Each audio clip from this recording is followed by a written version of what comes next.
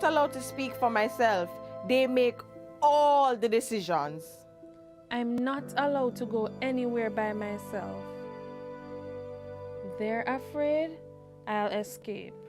See how my hand and face bruise up? Them beat me cause me say me tired.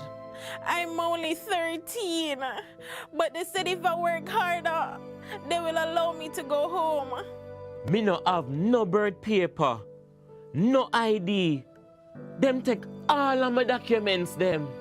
Victims of human trafficking are all around us and they need our help. Forced labor is one of the many forms of human trafficking. If you see something, say something. Report suspected cases of human trafficking.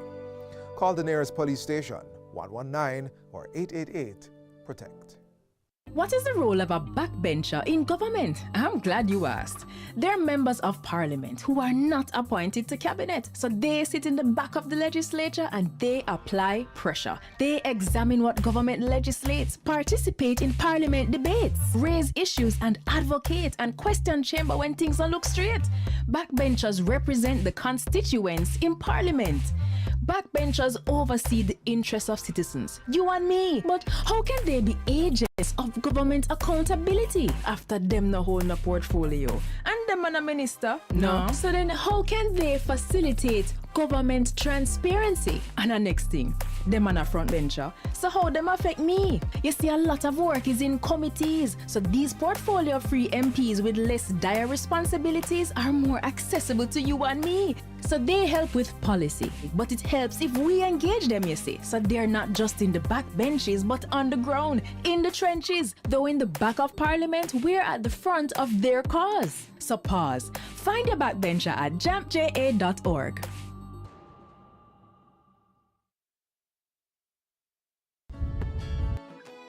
We want a piece for Jamaica. Yo, what are you? Oh man, none of that. No, brother, no man, mash up that. You see you ever play ref? Dirty game, yeah, but that like a bad game. No, I said, person who come from brother, I want to live good.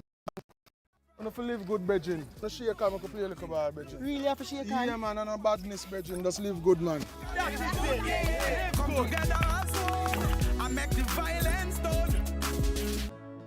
Your safety and security continue to be our priority. We are seeing a downward trend in major crimes, and we are investing $650 million in technology improvement for our police force to provide greater coverage across Jamaica by 2028. The proceeding was brought to you by the Office of the Prime Minister.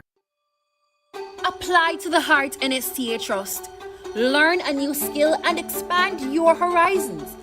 Your government has made it completely free to you. Since 2016, 156,000 more Jamaicans are working. This is more than any other time in our history. Your government is caring for you. We know you want better roads in your towns and communities. That is why through the Spark program, your government is allocating over $40 billion over 2 years to fix your community and rural roads. $20 billion will go towards fixing smaller roads in every area, with $150 million allocated per area. The remaining funds will be distributed based on road length and condition, ensuring areas with greater need receive more assistance. Your government is caring for you. The proceeding was brought to you by the Office of the Prime Minister. Remember that big project the government announced them was going to from when? You ever catch yourself a wonder what happened to it? Stop wonder like an outsider and start move like the country belong to you. You have a right to publicly owned information, and the Access to Information Act gives you that power. I know you have enough questions about how government are run or not run, so let me show you how it works. Say mosquito spraying going on in your community, your children asthmatic and you want to know what chemicals are in it. Or what about that Auditor General report on a public official getting twice his salary with no proper approval? Is your taxes and you want to know if they paid it back? First, do some basic searching to see what is already on government websites. If you don't see what you're looking for, make a formal ATI request by completing the application form on the ATI site or sending a letter or email. And remember, you don't have to say why you need it. It is your right to know. make sure you send your request to the right agency. And once they confirm receipt, they get 30 calendar days to provide the information. A maximum of 60 if extra time is needed. Yes, I know you want access to everything, but sensitive documents are protected from the public for up to 20 years. For example, documents that would expose a citizen's personal privacy, or those dealing with cabinet discussions, the Governor General's office, or information on the investigative activities of the security forces. Any public officer who tries to destroy or hide any official document can be sanctioned. And if you're having difficulties, the ATI unit will help. So, what if the chemicals in the mosquito spray are toxic? What if the agency did not even try to get back the money they paid out? Call or email your MP. Share the concern, because as your elected representative, they can represent your questions to the government ministers in the House. Remember, it is the job of parliamentarians to monitor and hold the government to account on your behalf. Is not every country gives citizens this kind of power, you know? And at 20 years we have this law, and we barely use it. So access information and mind your business, Jamaica. Visit jampja.org today to see what information we access to make it easier for you to hold the government to account. Let's do our job to make Jamaica land we love, Jamaica land we own, and Jamaica land we run well. A message from the Jamaica Accountability Meter Portal, funded by the European Union in partnership with the Private Sector Organization of Jamaica. Young Jamaicans up to 35, your government will reserve up to 10% of NHT housing solutions over the next 5 years, just for you, with 100% financing up to 15 million Jamaican dollars. This is how we are empowering and breaking the cycle of poverty meaningfully. Your government is caring for you. The proceeding was brought to you by the Office of the Prime Minister. Every student attending Heart and STA Trust under the New Care Initiative will get $15,000 each month to help cover their travel expenses to the Heart School they're attending, and get an extra $13,000 each week while they're training. The proceeding was brought to you by the Office of the Prime Minister. Your safety and security continue to be our priority. We are seeing a downward trend in major crimes, and we are investing $650 million in technology improvement for our police force to provide greater coverage across Jamaica by 2028. The proceeding was brought to you by the Office of the Prime Minister. We know you want better roads in your towns and communities. That is why, through the SPARK program, your government is allocating over $40 billion over 2 years to fix your community and rural roads. $20 billion will go towards fixing smaller roads in every area, with $150 million allocated per area. The remaining funds will be distributed based on road length and condition, ensuring areas with greater need receive more assistance. Your government is caring for you. The proceeding was brought to you by the Office of the Prime Minister. Do you wish there were a way your community could get funding to improve a school, health center, sports program, and more? There is! It's the Constituency Development Fund. Here are a few things you probably didn't know about the CDF and how you can make it work better for you. The CDF policy promotes citizen participation in community development and protection of taxpayers' funds. It outlines that MPs are to meet with citizens at least once every 2 years to agree on the projects needed. You know, it used to be once a year? We should really go back to that. Projects developed without community consultation are not to be approved by the bipartisan CDF Parliamentary Committee. There are 26 government agencies that implement projects, usually for a small fee. Funds are provided directly from the Office of the Prime Minister to the implementing agency, not through the Member of Parliament. The CDF unit monitors project costs and implementation, so if you have questions about how the CDF are run in your community, contact them. To ensure no one project or community gets all the funds, there are 6 project categories with spending limits for each. There must be no less than 5 and no more than 20 projects each year. To learn more, visit jampja.org to view your MP's CDF info and tell them how this fund has impacted you.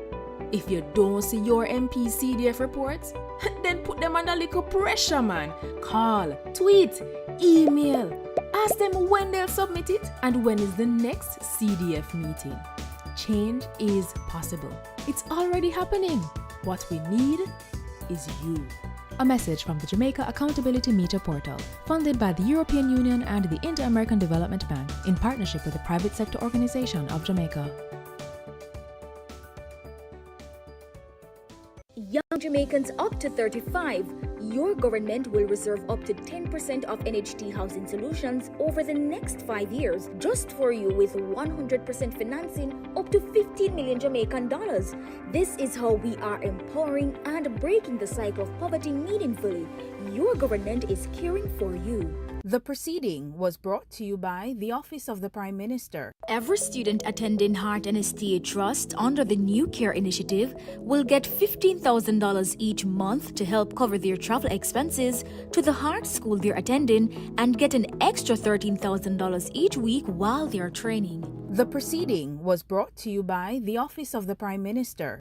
On Sunday, August 11th, in the quiet community of Cherry Tree Lane in Clarendon, our entire nation was shaken by a brutal act of violence. Gangsters mercilessly took the lives of 8 innocent Jamaicans, including a 7-year-old boy. These criminals will strike again, destroying more families and more communities, unless we stand together to stop them. If you have any information that can help bring these killers to justice, please share with the security forces. The government has established a reward fund of $25 million for information leading to the arrest and charge of the perpetrators who committed this heinous act. The facilitators who supply them with the arms, intelligence, and the transportation. And those who harbor and protect these criminals after the crime. If you know something, say something. Call Crime Stop at 311-MOCA at 888-6622-847, the NIB at 811, or JDF at 837-8888. Together, we will defeat the gangs and develop a culture of peace in our country. The proceeding was brought to you by the Office of the Prime Minister. More of your money is now tax-free? Know that the income tax threshold has been increased. Your government is looking after you responsibly, so our economy can do even more for you. The proceeding was brought to you by the Office of the Prime Minister. Our pensioners are our society's backbone, and we want to make sure they are cared for. That is why the annual pension exemption and age relief exemption has been increased to $250,000 each. You have worked hard for your country, and we want you to have a little more peace of mind in retirement. Your government is caring for you. The proceeding was brought to you by the Office of the Prime Minister. What if I told you that you own thousands of acres of land, more than 100 companies with over 100,000 employees and billions in the bank? Well, I have news for you. You do. Jamaica belongs to you, and you need expert protection to safeguard those assets for your future, your children, and your children's children. And you already have it. A key protector is our Auditor General, whose role is outlined by the biggest, baddest law in all the land, the Constitution. The Auditor General's main job is to examine the financial reports of all public entities to ensure that they are accurate and that public funds are used appropriately and effectively to deliver public goods and services without waste, theft, and mismanagement. Here's how it's done. A team of highly trained auditors reviews and verifies that the right amount of money is spent on only what's approved in the national budget and in accordance with the laws and policies that protect public resources. Now, the right amount of money can be spent on the right things and Jamaicans still no benefit. So the Auditor General assesses the outcome for programs and projects as well. Audit reports will also contain recommendations to improve the operations of the audited entity, and the findings are submitted to the Parliament's Public Accounts Committee, the PAC. Every year, an annual report is submitted by December 31. Both government and opposition MPs serve on the PAC, and they summon public entity managers to answer questions so that they and the public, the real owners, yes, you, can understand what went wrong and how to prevent a recurrence. What are some things that can and do go wrong? Cost and time overruns, missing financial reports, unreported losses, unauthorized spending, unsupported payments, unlawful contracting, undisclosed conflict of interest, and more. Though the AG identifies the abuse of laws and policies, the law does not empower that office to penalize or sanction, but it does empower the Financial Secretary in the Ministry of Finance. It is also the duty of other anti-corruption and law enforcement bodies to grab the button and investigate to ensure penalties are applied when appropriate. But the AG alone can't watch all. So when things don't look straight, the Minister of Finance, members of Parliament, Cabinet, public servants, and importantly, you must blow the whistle and the AG will look deeper. So this is where you come in, with 4 things you can do to strengthen those who are fighting to protect our future. Tune into PBCJ on Tuesdays for the PAC and mind your business, Jamaica. It's our belongings, you know, but we have...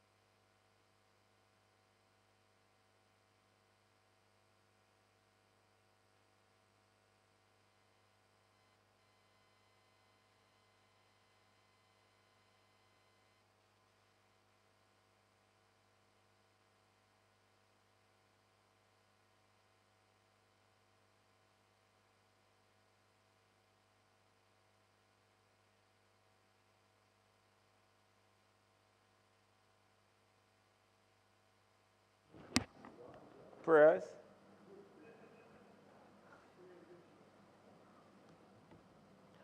Almighty God, by whom alone kings reign and princes decree justice, and from whom alone cometh all counsel, wisdom, and understanding, we thine unworthy servants here gathered together in thy name, do most humbly beseech thee to send down thy heavenly wisdom from above, to direct and guide us in all our consultations. And grant that we, having thy fear always before our eyes, and laying aside all private interests, prejudices, and partial affections, the result of all our counsel may be to the glory of thy blessed name, the maintenance of true religion and justice, the safety, honor, and happiness of the king, the public weal, peace, and tranquility of the island, and the uniting and knitting together of the hearts of all people and estates within the same, in true Christian love and charity, one towards another, via Jesus Christ our Lord. Amen.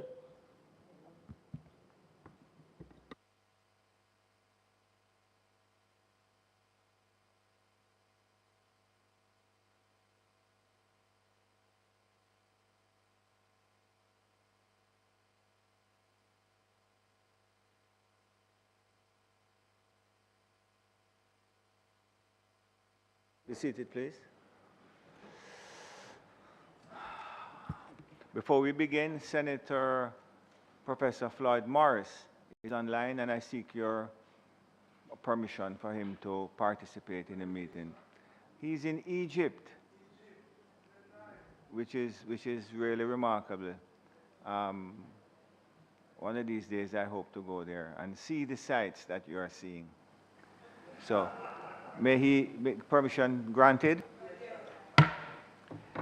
Before we begin as well, we have a number of visitors in the gallery, majority of whom are officers and members of the Bustamante Industrial Trade Union.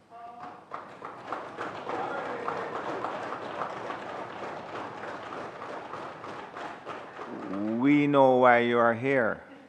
So welcome, you're just up the road, you're always welcome to come and spend some time with us.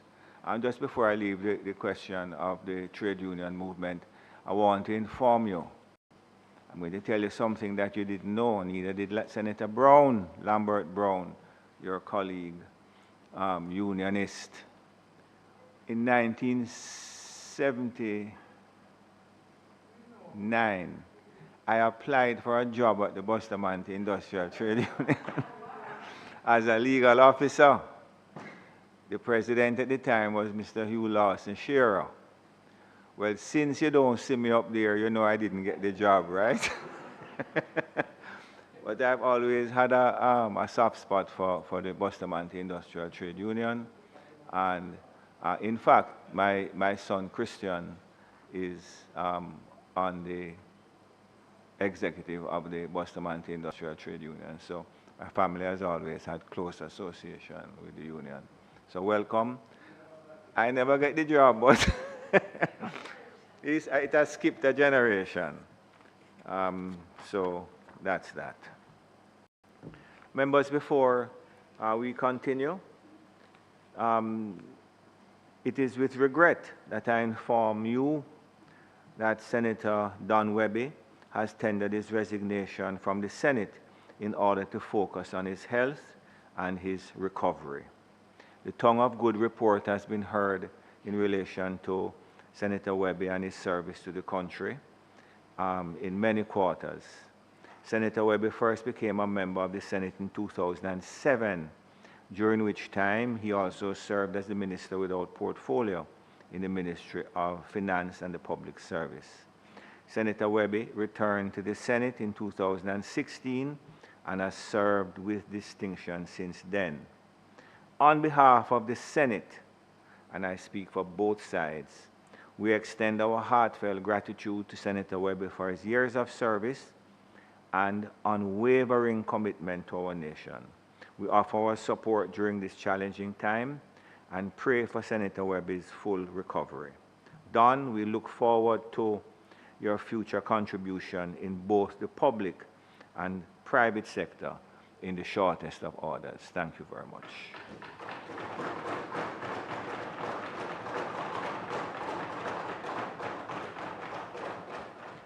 Statements by ministers, announcements, bills brought from the Honorable House of Representatives, petitions, papers, reports from committees, notices of motions given orally, questions and answers to questions.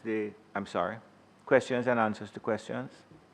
Thank you, Mr. President. Mr. President, it is intended today to take questions standing in the name of Senator Frazer-Binns at number 3 of the question notice paper, but I'm still awaiting the printed copies, and I'm therefore proposing that we recommit this agenda item after the taking of the State of the Nation on the public business to allow us the time. Thank you very much. So the question is that the item be recommitted. In favor? And I think that Senator Bunting had a issue there, but he'll raise it at that time as well.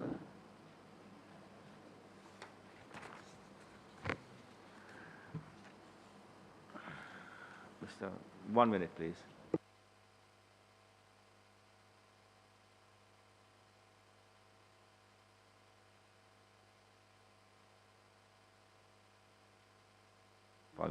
Motions that may be made at the commencement of public business requiring notice, motions relating to the sitting of the Senate, motions for leave to introduce bills, the presentation of bills without the leave of the Senate first obtained, public business.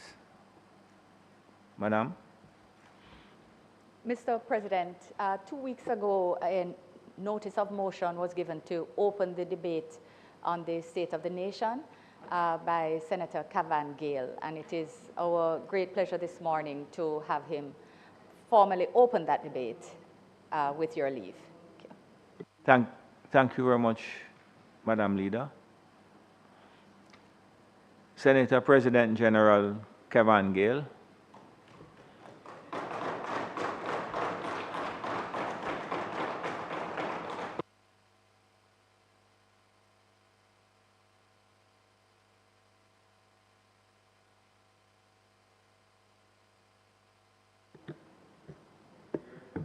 For your information, Senator Brown, it's Dusty Rose.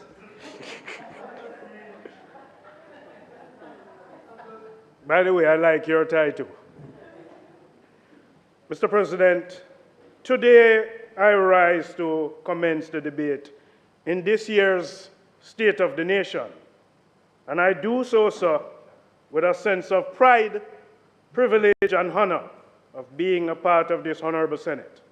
Let me first thank the Most Honorable Prime Minister, Dr.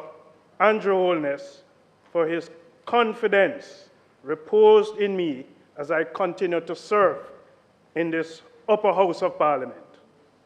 Mr. President, my life in this Parliament has been made easier because of the diligent and dedicated support I have received from the devoted staff.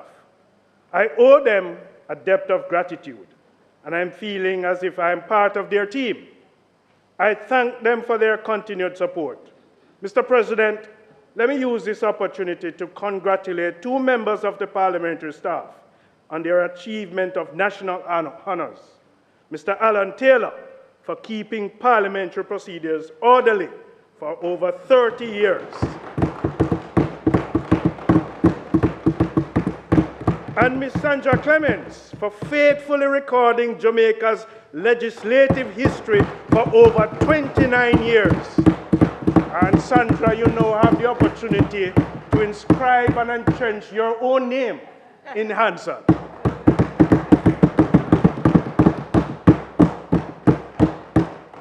Mr. President, this Senate is quite an interesting combination of members. I believe expertly picked, with each demonstrative qualities, competence, and personal characteristics. No two members is alike, and that is what makes us very interesting. Every Friday, sir, I look forward to what each member has to offer. This term has been quite an interesting journey, and I wish to commend and congratulate our former colleague, Matthew Samuda, for moving to another place where he will be expertly continuing the work of the government. I am going to miss my neighbor, Don Webby. We usually have a lot of quiet chats, but Don has demonstrated a level of excellence in this Senate. We are truly going to miss him. And I wish him well for his health and his future endeavors. Mr. President, on March 11, 1986, I joined the Bustamante Industrial Trade Union as a trainee. And this year, the union is celebrating 86 years of dedicated service to the working class of this country. Formed by Sir Alexander Bustamante and built on the shoulders of the Most Honorable Hugh Lawson Shearer, I have the esteemed privilege of being its leader for the past 17 years, and that has been an interesting journey.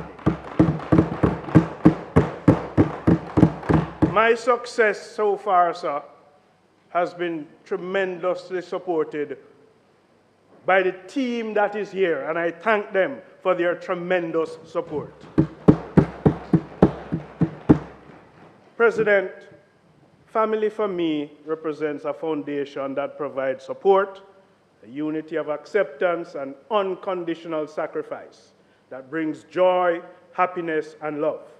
And I'm glad that I have the continuous support of my wife, Christine, and my two boys, Krishna and Corey. An enlightened society, sir, is one that is supported and backed by the togetherness of closeness of families. Mr. President, as we stand at the precipice of a crucial juncture in our nation's journey, it becomes increasingly evident that the challenges we face within the global economic landscape demand a unified response. Today, I stand before this esteemed Senate, not merely as a representative, but as a steward of vision, a vision that hinges on the transformative power of unity, collaboration, and collective action. The theme echoing through this year's discourse of mine is moving Jamaica forward. resounds as more than a mere slogan. It embodies a call to arms, a rallying cry for all stakeholders to join hands in confronting the multifaceted challenges that lies ahead. The pathway towards prosperity, sir, as a continuous journey, is not a solitary road, but one woven through the tapestry of collaboration, a collaboration that transcends political boundaries, industry domains, and societal segments. Mr. President, our nation, Jamaica, stands poised at the crossroad of adversity and opportunity. The global economy, amidst its trials and tribulation, presents both challenges and prospects. Embracing this juncture necessitates a paradigm shift, one where the traditional divides dissipate to give rise to a harmonious convergence of diverse perspectives, talents, and ideologies. Today, I want to implore all stakeholders, be it employers or employees, industry leaders or the trade unions, civil society groups or the opposition, to recognize the gravity of this moment. The narrative we craft today will resonate across generations, shaping the destiny of our beloved nation. Mr. President, essentially, we need to work together as a nation for progress and growth. We must foster an environment conducive to collaboration, a space, Mr. President, where differences are not stumbling blocks, but building blocks, where dialogue transcends rhetoric to yield tangible solutions, building coalitions, fostering alliances, and nurturing partnerships. These are not mere endeavors, but more imperatives in our quest for progress. President, our journey towards a more resilient, equitable, and prosperous future hinges on our collective commitment to forge alliances with academia, policymakers, and every stakeholder invested in the well-being of our nation. The mantle of responsibility falls upon us to champion a cause that transcends individual gains, a cause that champions the greater good. President, let me recognize a key instrument in the symphony of partnership in Jamaica, the National Partnership Council, that is driven by our own Senate colleague, and I hope it will continue, on the newly minted Minister of Education, Dr. Dana Morris-Dixon. Congratulations, Dr. Dixon, on your ascendancy to a new role. But I hope, for the sense of the national partnership, you will still hold the reins of carrying that together.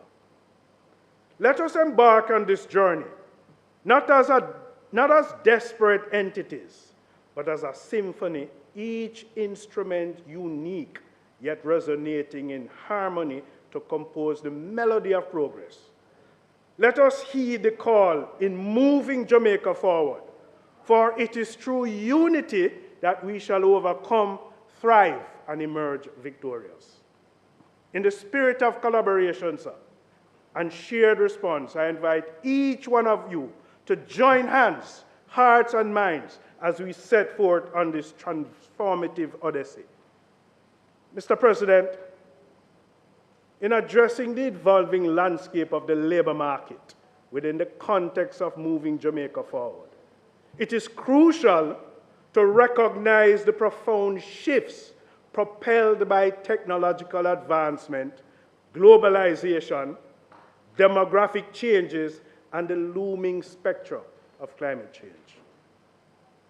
These transformations ripple through the very fabric of employment, altering its composition, reshaping task dynamics, and demanding a recalibration of requisite skills.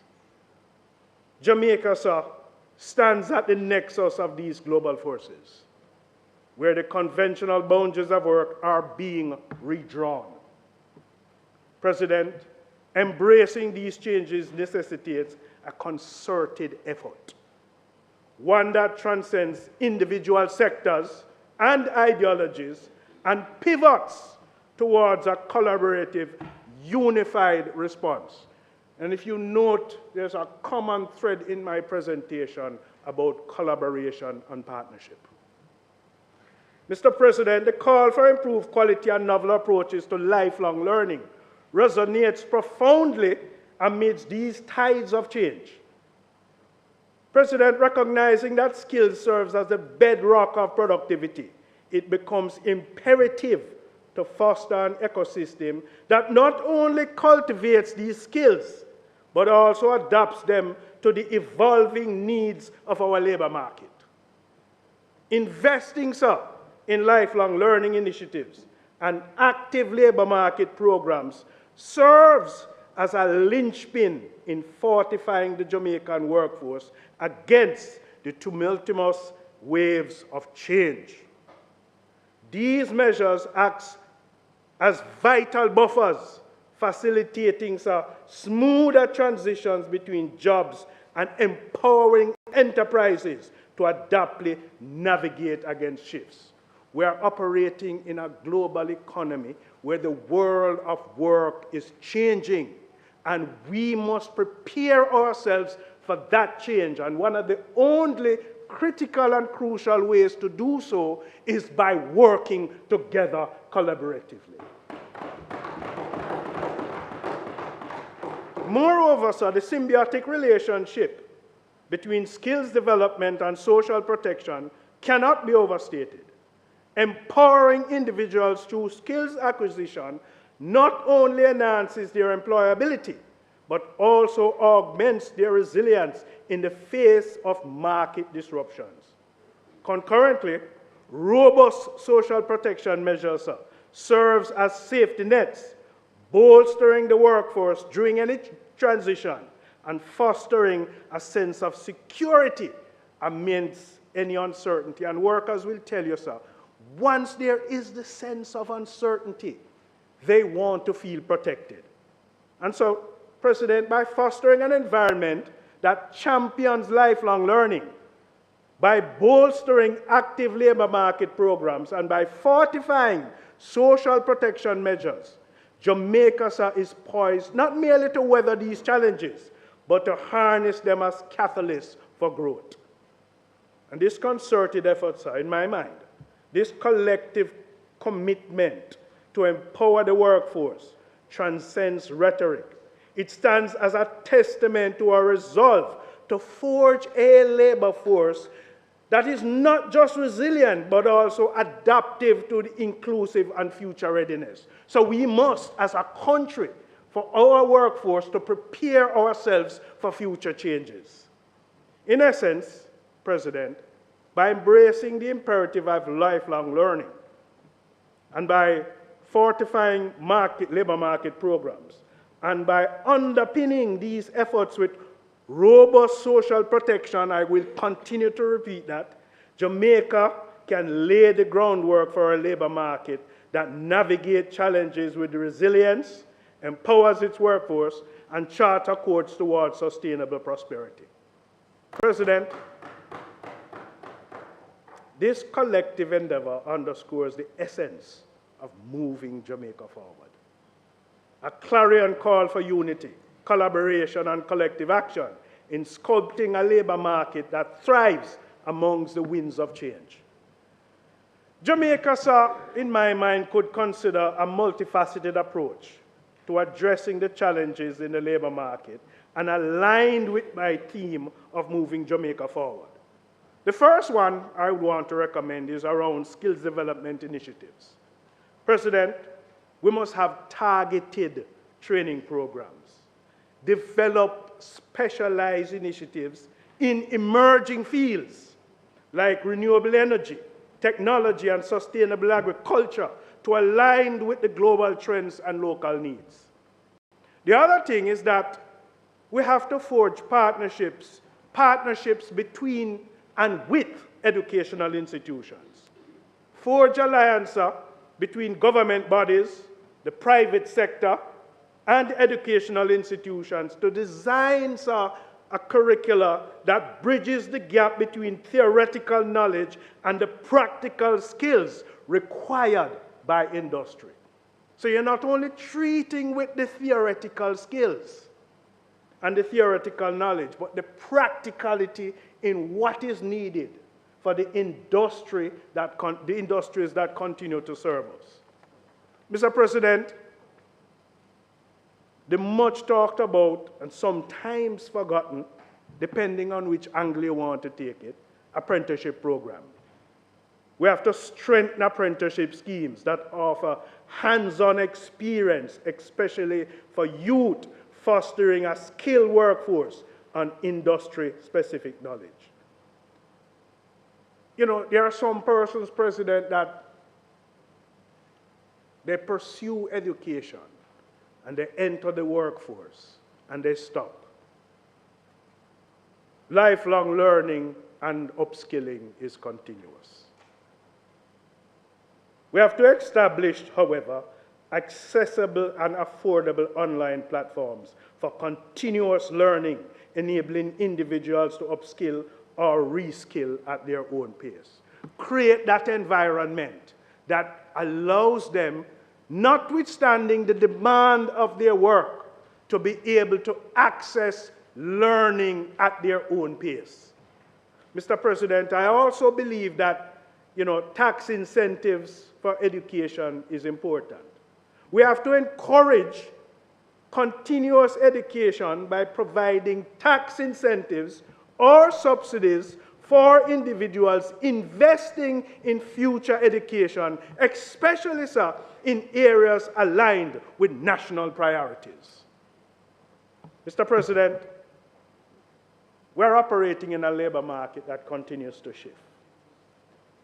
And job transition support is important as people move from industry to industry, people move from job to jobs. And so we have to develop what I would call a comprehensive program to aid workers in transitioning between jobs. This should include career counseling, job matching, and financial support during these transitional periods. And there are those in the labor force, or those in training or in school that believes in entrepreneurship. This is something we have to foster. We have to promote and foster entrepreneurship through mentorship programs, access to funding, and providing resources to encourage the creation of small and medium-term enterprises. There are many students out there that believe that they would want to start their own business, fostering in entrepreneurship, and we need, as a country, to support those initiatives. Mr. President, in my last State of the Nation debate, I spoke about social protection measures. And I will continue to repeat and to reinforce them. You know, there's a saying that if there's something good, it needs to be repeated. Unemployment insurance is critical. We must introduce or expand the thought around unemployment insurance scheme to provide a safety net for workers who may have to move between jobs to reduce financial vulnerability. It goes without saying. It does not replace the Redundancy Entitlement Act. Mr. President, healthcare and pension schemes. Strengthening healthcare and pension schemes to ensure workers have access to essential services and secure retirement. And again, the collaboration of partnership.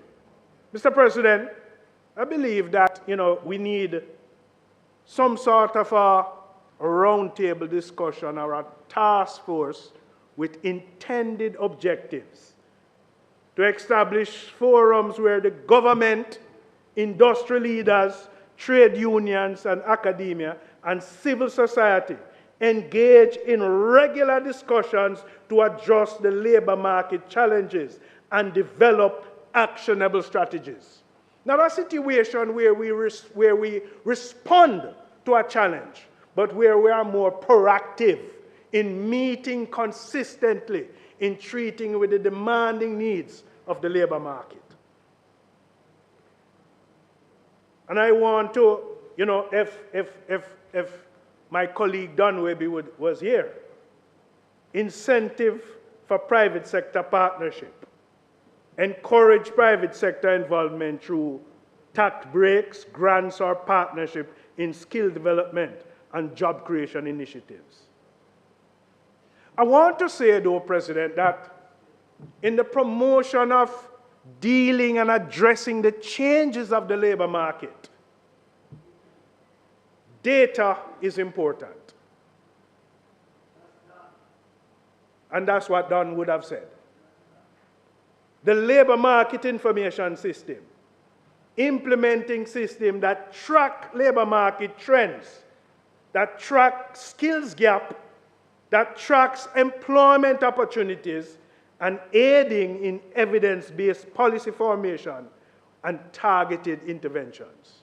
This is driven now by getting the data, analyzing the data, and using that data to drive the policy decisions. Mr. President, by implementing these strategies in a cohesive manner and fostering collaboration among stakeholders, Jamaica can navigate the evolving labor market landscape effectively. This comprehensive approach not only addresses the immediate challenges, but also cultivates a workforce equipped to thrive in an ever-changing global economy. And so addressing these concerns raised by employers in Jamaica regarding this potential influx of overseas workers to support the labor force amid economic growth. It is a complex issue that I believe requires a balanced approach. And as a trade unionist, my perspective on prioritizing the upskilling and well-being of the local workforce is crucial. I hereby offer a response outlining how the country can address this issue along with some policy recommendations. First of all, sir, we have to deal with the skills gap assessment.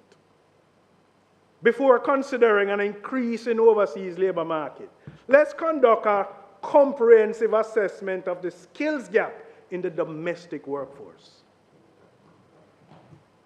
This assessment should involve a collaboration between government agencies, the trade unions, because we are not going to be left out of this conversation, industry associations, and the educational institutions to identify what are those specific skills that are in demand in the various industries. And Mr. President, the next move is to invest in education and training programs to address the identified skills gap. And this can involve vocational training, the apprenticeship schemes that we spoke about, and a partnership with educational institutions to ensure that local workforce is adequately prepared for the jobs in demand. Now, this need for increased labor, and it assumes that labor has no boundaries. It no longer have any borders. Workers are moving all over the place. Workers have become nomadic. So what is it that would retain workers that some don't want to talk about? Mr. President, in the retention of the workforce, we cannot leave behind improving wages and conditions that is essential for attracting and retaining local talent. Collaborate with labor unions, talk to labor unions, allow labor unions to come in and assist in determining how we can improve the terms and conditions of employment. This not only benefits the local workforce, but it also, sir, enhances the country's attractiveness to overseas workers. So it makes no sense that we want to attract overseas workers, but we are not putting in the terms and conditions of employment suitable to attract and to retain. We also have to review and update our labor market regulations to ensure that they protect the rights of both local and overseas workers.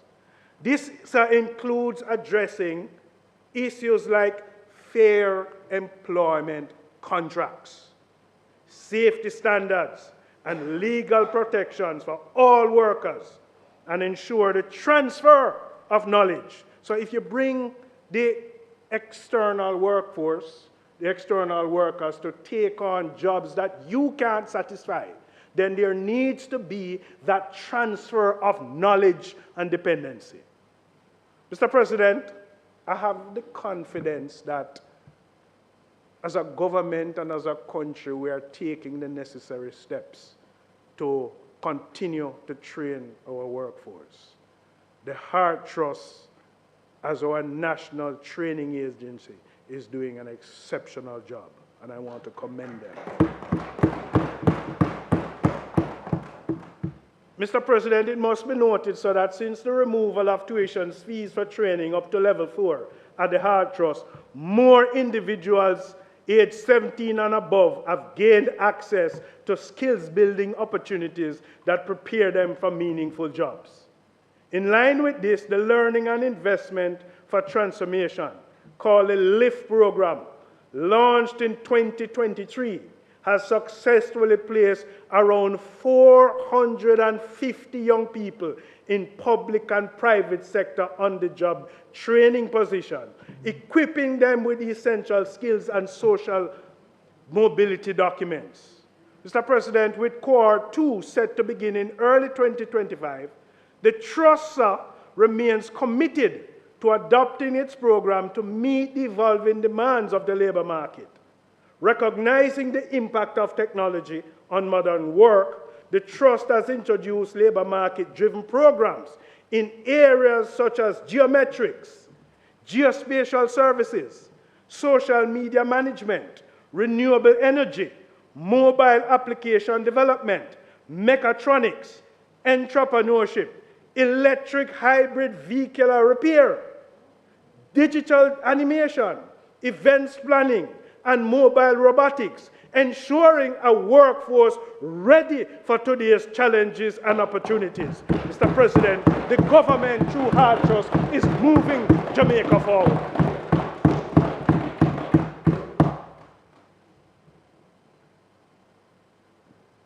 No, this one coming up requires water.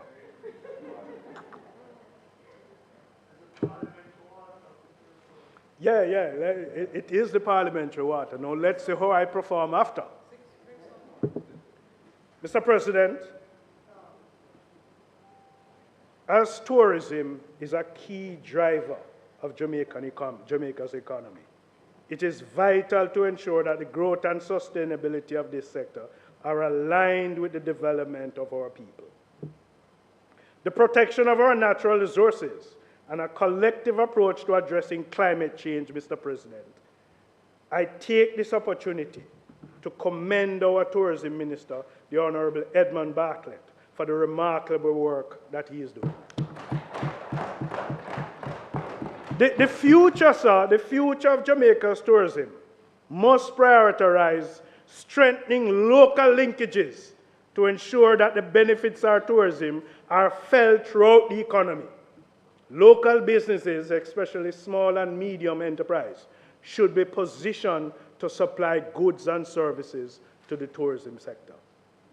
The government and the private sector must work together to enhance the capacity of local suppliers, such as the farmers, the artisans and manufacturers, enabling them to meet the quality and quantity demands of hotels, restaurants, and cruise operators. This can be achieved through technical assistance, training, and financing programs designed to elevate these businesses.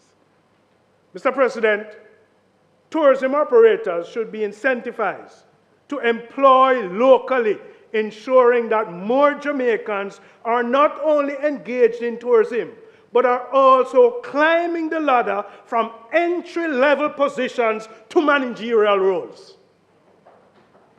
Mr. President, it is essential for the longevity of the tourism sector and its ability to withstand external shocks, such as climate change and economic downturns. Tourism jobs must not only be available, but must also be secured and sustainable. President, we must move towards a creation of green jobs in tourism, such as those focused on, when I say green jobs, I say Senator Brown cringe. But I'm talking about those jobs that are focused on energy efficiency, renewable energy use in hotel, and ecotourism initiatives. And so our training programs should be geared that teaches skills relating to sustainability. It should be integrated into our educational systems and our vocational systems. And I have two delegates here from one of the hotels that we represent. And part of the constant trust, sir, is the workers in the tourism sector often face precarious employment conditions, such as low wages, long hours, and limited benefits. We need to work towards bettering the terms of conditions of employment for tourism workers.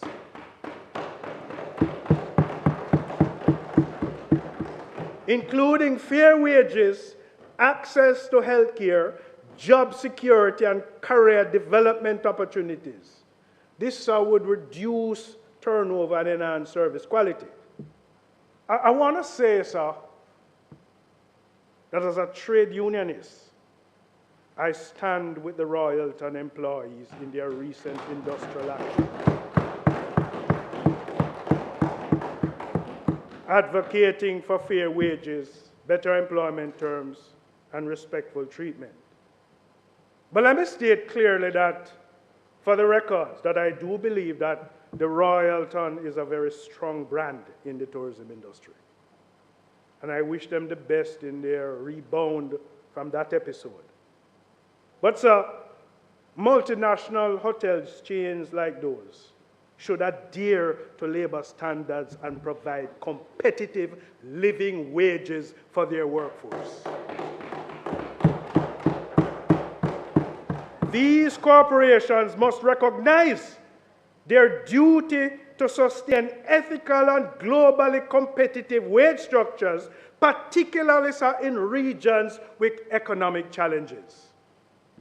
Multinationals must uphold both local and international labor standards, ensuring fair working hours, equitable treatment, safe workplaces, and representational rights.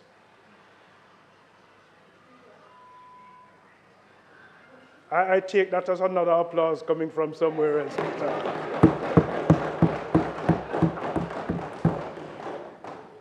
They must also, sir, demonstrate the respect for labor standards that fosters job satisfaction, productivity, and ethical practices in the workplace.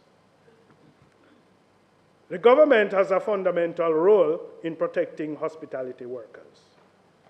And the government is asked to strengthen labor protections, enforce minimum wage standards reflective of the cost of living, and prevent exploitative practices in the hospitality industry.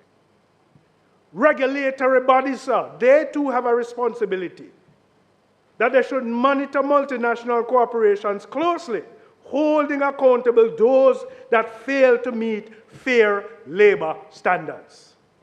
President, we urge all stakeholders, be it employers, government, to support the rights of hospitality workers to fair treatment and competitive wages and respectful work environment.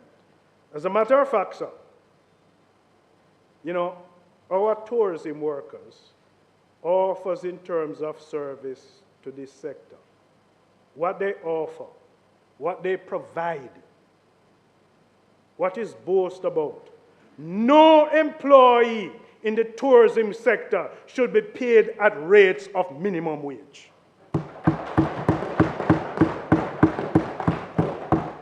I want to strongly suggest that I believe in my mind that there should be some sort of a threshold to be set for earnings in workers in the tourism sector. And I want to go a little further.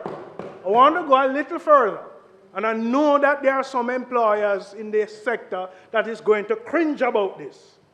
But I believe in the context of the earnings in the service, and for their own return on investment, we should consider a portion of those total earnings in foreign exchange in the form of performance incentives.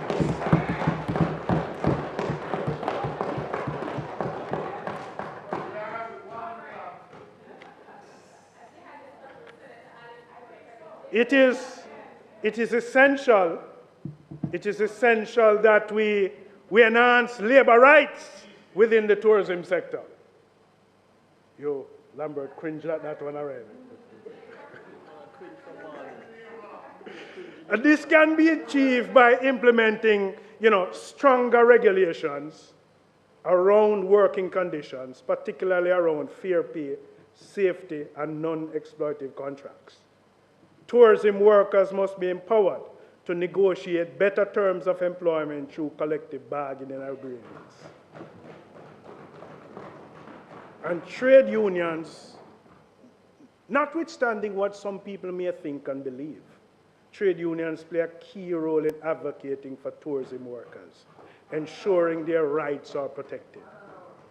Mr. President, critical to this is the comprehensive training, the human capital development.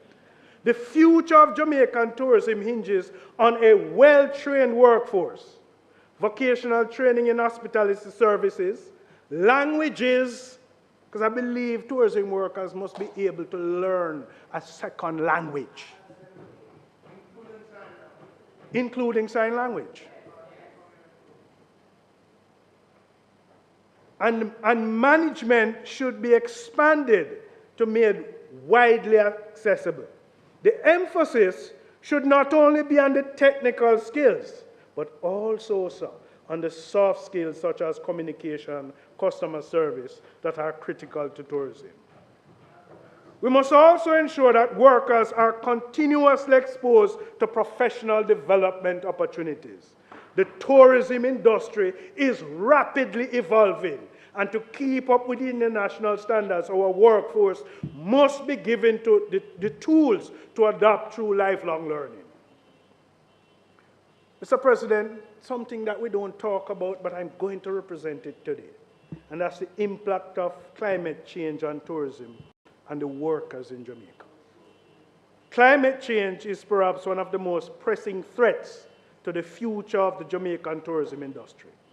Rising sea levels, extreme weather events, and environmental degradation threaten our beaches and coral reefs and ecosystems.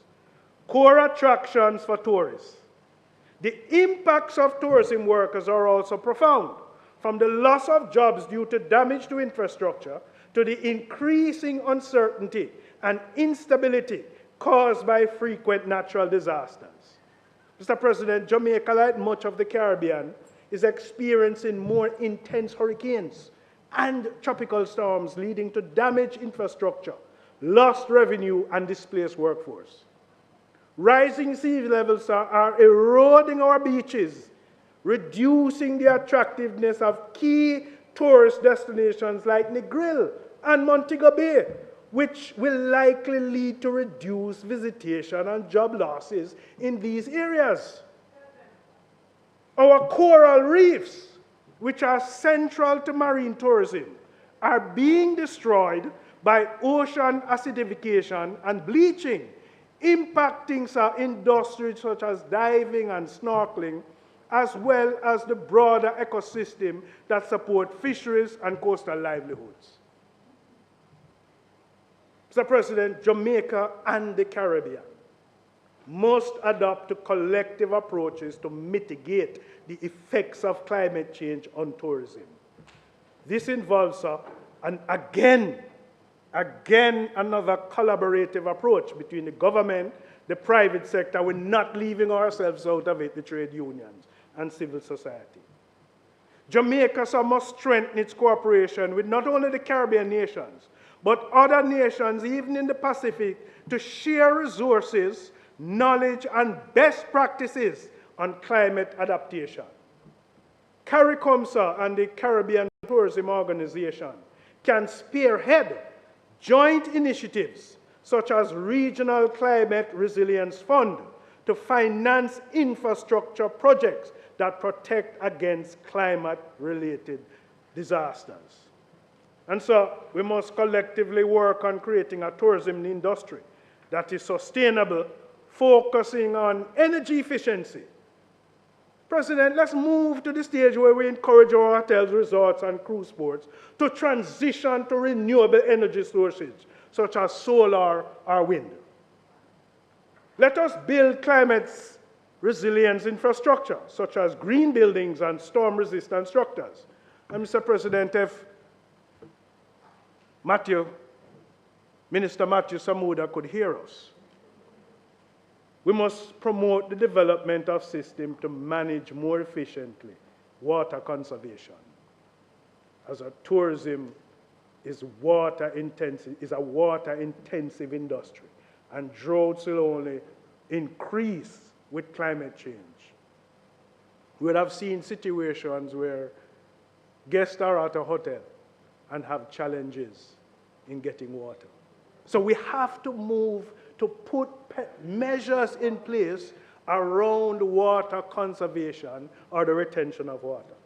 So, President, the future of tourism in Jamaica depends not only on attracting visitors, but also on investing in our human capital, strengthening local linkages, creating sustainable jobs, and addressing the profound impacts of climate change. We must act collectively through a multifaceted approach involving employers, trade unions, talk with the investors and the government to ensure that Jamaica's sustainable tourism sector remains resilient, inclusive, and sustainable for generations to come. Let us work together to protect our valued resource, our people, and the future of tourism in Jamaica. Mr. President, moving to another topic. We're about to move to another topic. Senator Bunting. Mr. President, the Senator Gale's time for speaking having expired, I propose that we move to give him sufficient time to complete his presentation. The question is that the Senator's time was expired. We give him sufficient to complete his presentation. Those in favor? Against?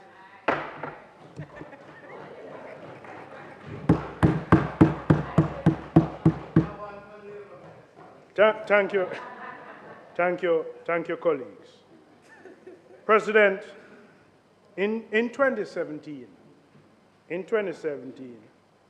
a bill was tabled in Parliament aimed at promoting and maintaining a safe and healthy working environment in Jamaica. This was a matter of great importance to the government, and I hail former Minister Shahini Robinson, who brought that bill to Parliament. This is a matter of great importance to government, employers, and workers alike. It was recognized that to ensure occupational safety and health, a comprehensive legal framework was necessary. This framework would enable the shared responsibility between employers and employees to safeguard the well-being of all workers across industry. And after thorough scrutiny by a joint select committee of Parliament, I have never seen that level of probity and scrutiny in a particular legislation. Yes. The bills underwent substantive amendments and recommendations. The government, in response to these critical inputs, has now prepared a new draft of the Occupational Safety and Health Bill. It is my understanding that the government intention is to return this revised bill to Parliament for consideration. President, the significance of this legislation cannot be overstated. It represents a modern, inclusive approach to occupational safety and health, ensuring that employers and employees work together to create safer, more productive workplaces. By mandating joint responsibility, sir, we promote a culture of shared accountability where both parties collaborate to reduce hazards, prevent workplace injuries, and protect lives. That old archaic Factories Act. This legislation, sir, is more than just a legal requirement. It is a framework for improving the quality of life for Jamaican workers and increasing national productivity. But one of the most fundamental intentions of this legislation, sir, is that it ensures that every worker has the right to return home safely to their families at the end of each working day. But that legislation, I believe, Mr. President, cannot stand on its own. You know, we talk about the physical exposure to hazards and risk. And I know that at least one of my Senate colleagues will support me on the intended objective of twinning. In recognizing the Ministry of Health had previously established a corporate wellness manual, it is time for Jamaica to take a decisive step towards a national workplace wellness policy. This guideline, sir, through the Jamaica Moves program, along with the Ministry of Health, is intensifying its efforts to build capacity within the different workplace settings in which people work, learn, and play, incorporating measures that are enabling a healthier lifestyle, recognizing that a productive workforce is essential, enhancing guidelines, and moving towards a policy direction is critical at this time. This policy not only is a complementary measure to the occupational safety and health legislation, but a necessary initiative to address the holistic well-being of the workforce. President, is something that we don't talk about in terms of the mental stress that workers have to face on a daily basis. And the stress might not be just the work-related stress, but the pressures of life on its own. And so workplace wellness encompasses more than physical safety. It includes mental health, chronic disease prevention, stress management, and the overall health of employees. And so, sir, a national workplace wellness policy would formalize the guidelines for organizations to implement wellness programs that encourage healthier lifestyle, reduce illness-related absenteeism, and improve overall workplace morale. This policy, sir, is particularly significant for Jamaica, given the high incidence of non-communicable disease, such as diabetes, hypertension, and heart disease, which are often linked to workplace stress, inactivity, and poor health practices. And so, sir, by establishing wellness programs, we can reduce healthcare costs, improve worker productivity, and foster a healthier, more resilient workforce.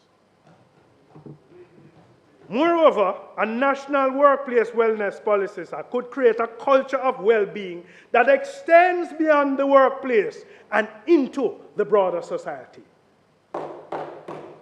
When employees are healthy and balanced, their contribution to both their organization and the national economy increases, leading to long-term sustainable growth. So, Mr. President, the reintroduction of the Occupational Safety and Health Bill and the establishment of the National Workplace Wellness Policy are pivotal steps towards moving Jamaica forward, ensuring that the Jamaican workforce is safe, healthy, productive, now and for generations to come. Mr. President, another area that I've spoken about and I want to repeat and reinforce today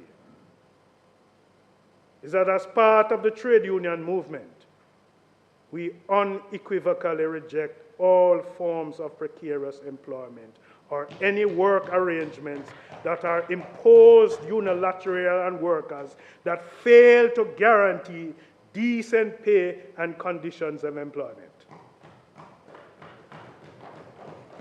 Mr. President, precarious employment which offers little job security, low and unsecured wages, and no access to social protection, such as pensions,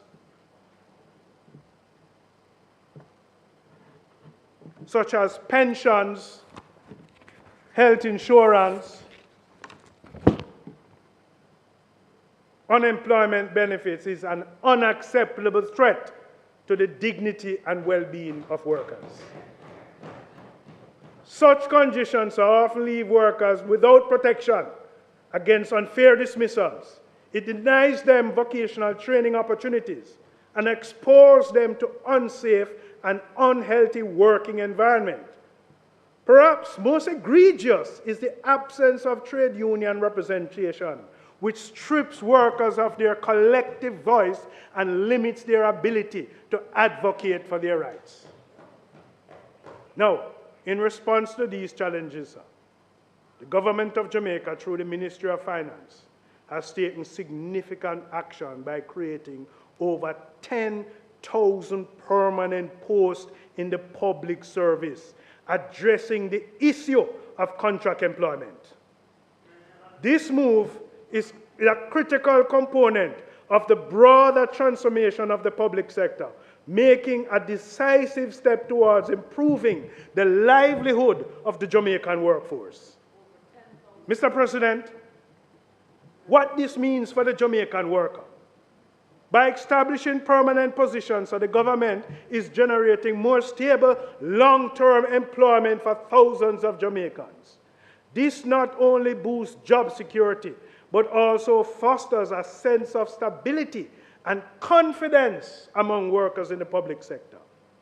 This permanent employment also provides access to essential social protection, including health insurance. They now have the opportunity to be part of the pension scheme. Mr. President, this ensures that workers have the safety net during illness, retirement, or periods of unemployment, allowing them to meet their needs and live with dignity. It also, these permanent positions come with better job security and the promise of safe and healthier working conditions. This guarantees that workers can perform their duties without fear of sudden dismissals or unsafe environment. It also, through this secure employment, workers can gain access to opportunities for personal growth, including training and skill development. This creates pathways to career progression, enable workers to improve their qualification and advance in their chosen fields. The government's commitment to improving the public sector also supports the enforcement of every worker's right to training and lifelong learning. This, does not only enhance individual skills, but also ensures that Jamaica's workforce remains competitive and capable of adapting to evolving economic demands. President, workers in the JCF, Sierra, the health sector, the primary and high school, many workers, was moved from contract to permanent. The office attendant, the groundsmen, the messengers, the motor vehicle washers, the attendants, the record officers. President, in the health sector, those patient care assistants that was always on contract, those health record technicians, the customer service officer, the junior resident, sir, the community health aide, sir, they are now permanent.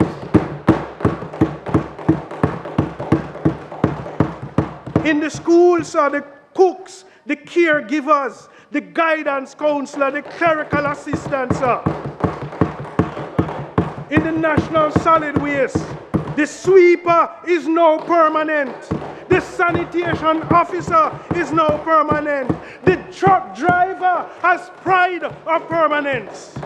Mr. President, this action by the government in moving some public sector workers from contract to permanent is like moving workers from the fringes and bringing them into the fore.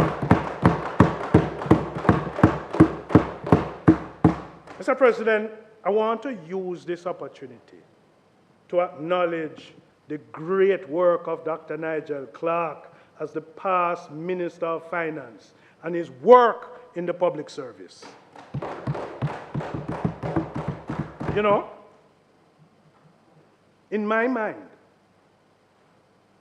he was the only Minister of Finance that I knew that balanced the economy, the fiscal space, and significantly interfaced with the trade unions in the public service to the extent of ensuring one of the highest level of compensation for public sector workers.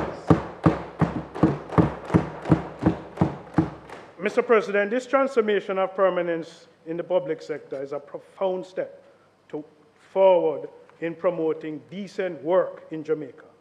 However, the responsibility does not rest solely with the government. Mr. President, I want to call on the private sector to follow suit, take proactive measures to promote decent employment. The private sector must adopt practices that guarantees fair wages, job security, and social protections, whilst also providing opportunities for career development and the freedom, sir, the freedom to join trade unions of their choice. And by doing so, we will create a more equitable and just society, where all workers are treated with dignity and respect, and that Jamaica can continue to progress towards a prosperous future. Mr. President, as we move Jamaica forward, we must ensure that decent work, sir, is not a privilege for a few, but a right to all. And together, both the public and private sector must commit to fostering an environment where workers are valued, protected, and empowered to contribute meaningfully to the nation's development. Mr. President, the final area that I want to deal with. I want to, in furtherance of moving Jamaica forward, talk about a group of workers in this country that is, again, not often spoken about. A group of workers that works for us while we work.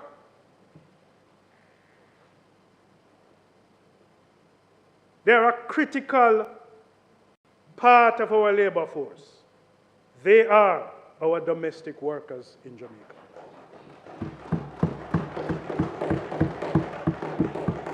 Who play an indispensable role in the stability of Jamaican homes and by extension, the nation's social fabric.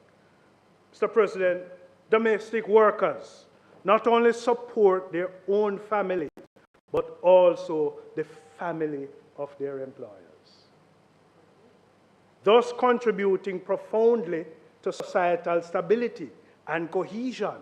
Again, I make reference of the fact, when we work, they work to allow us to work.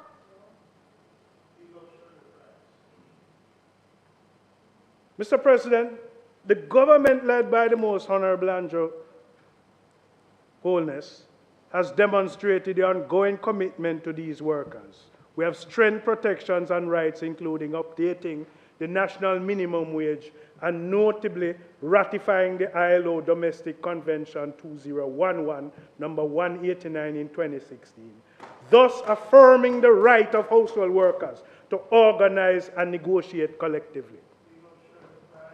By ratifying Convention number 189, Jamaica has positioned itself among the most progressive nations in the region for domestic worker protection. This convention also catalyzed the growth of the Jamaica Household Workers Union, a vital organization that has empowered domestic workers to advocate for their rights and ensure fair treatment. Mr. President, studies by Dr. Simon Black and Dr. Lauren Marsh highlight the JHW's worker-centered approach has been instrumental in enabling domestic workers to seek and obtain workplace justice, thereby turning legal rights into practical protections. It is crucial, sir, that we continue to support these efforts. Let me hail the General Secretary, Shirley Price, for being a trailblazer in the protection of members of that union. You see, only a trade unionists could see where I was going. However, Mr. President, the challenges faced by domestic workers, they remain. Many domestic workers in Jamaica still work under informal arrangements. They lack formal contracts and consistent access to social protection. The ILO has reported that 72.3% of domestic workers in the Caribbean work under informal conditions, a reality that exposes these workers to instability and limits their access to labor rights and benefits. Despite legal frameworks, enforcement gaps persist, and collective bargaining remains limited in this sector, leaving many workers to negotiate individually without adequate support. One domestic worker said, "I feel that they should enforce law so that the workers in people's home who are supposed to get rights too. Just like the office worker, the government workers, or any other worker, domestic workers are workers too." That's what one domestic worker said. Another domestic worker said, "You have some employers who do not give you what the government says you are to get. Some give you the minimum wage. But they have said that some can afford to pay more. We are saying that if you can pay more to the domestic workers, pay them more." I want to state clearly that globally, the demand for domestic workers, because you believe that these workers are just another segment of society. Yeah? They're not mentioned. But the demand for domestic workers is expected to grow considering the demographic changes, population aging, and increasing long-term care needs to the ILO. And Jamaica is no exception. Mr. President, with a rapidly aging population, a high prevalence of non-communicable disease, and a segment of the population, and Senator Morris, you in Egypt, you want to hear this, a segment of the population living with disability. Domestic workers makes up a significant portion of the Jamaican workforce because of that dependency. And in the absence of any formal community-based long-term care service, domestic workers are crucial to the provision of informal care in Jamaica. And also, with an aging population, our domestic workers are going to be in more demand. And so, President, we must take steps to protect this critical component of our labor force. I want to recommend, based on the response that I've gotten and the interface that I've had with them, in that in light of these challenges, I want to offer some recommendations. We have to strengthen the Ministry of Labour and Social Security capacity.